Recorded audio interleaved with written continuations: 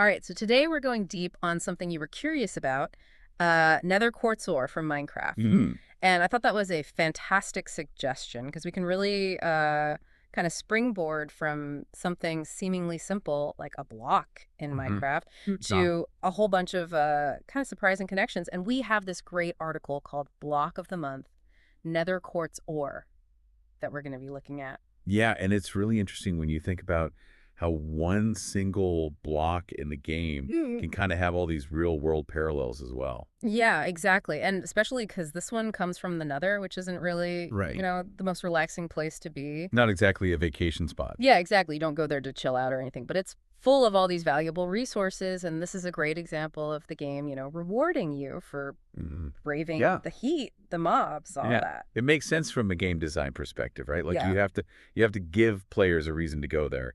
absolutely. Yeah. And it's interesting too, because, uh, you might think this was part of some big Nether update, but Right. it actually wasn't. Yeah, it's older than you think. Yeah. It was added in the redstone update Oh, really? way back in 2013. So that's when we got activator rails, Wow. if you remember those. Yeah. So it's been around for a while, and it just kind of shows how important it is, Yeah. especially when it comes to redstone.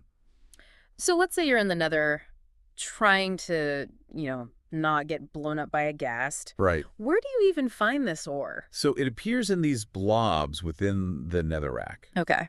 but you're actually twice as likely to find it in basalt deltas. Interesting. And that's probably because there's just less netherrack there, so the ore is more concentrated. Ah, so it's a density thing. Exactly. Okay, you've spotted some. What's the best way to mine it?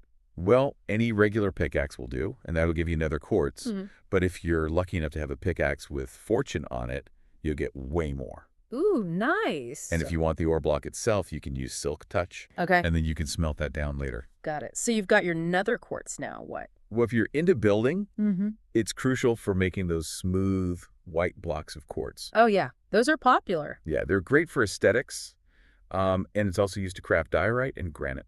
Okay, so decorative stuff, but the article also mentioned it was important for redstone. Absolutely. Yeah. It's essential for a bunch of key redstone components, especially the ones that deal with sensing and signal manipulation. Okay. So we're talking daylight detectors, observers, and redstone comparators. Oh, wow. So if you're building any kind of automation, you're going to need nether quartz.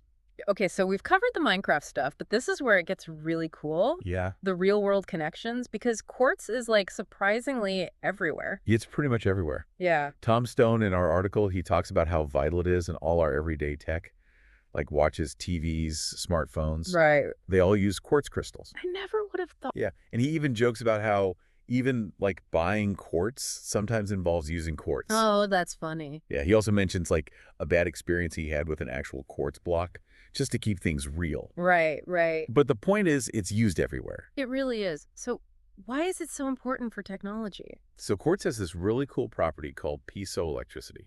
Piezoelectricity. Yeah, it's a mouthful. Basically, it means that when you apply mechanical stress to quartz, it creates an electrical voltage. Oh, wow. And the other way around, too. So if you apply voltage to quartz, it'll vibrate. Interesting. And these vibrations are super predictable, so it's perfect for accurate timekeeping Ah, and controlling the frequency and all sorts of devices. so that's the why. Exactly. Okay, so if we're talking raw materials in the real world, what's the closest thing to Nether quartz ore? Probably granite. Granite. The article describes it as being chock full of quartz. Okay. But you can also find quartz in other types of rocks, like sedimentary rocks, like sandstone, which you find on beaches, and shale, which comes from mud, and even metamorphic rocks like schist and gneiss, which are formed under heat and pressure. Wow. So it's not just limited to one type of rock formation. Nope. It's all over the place. That's really interesting. So how does quartz actually form in the real world? Mostly when molten magma cools and crystallizes, Okay.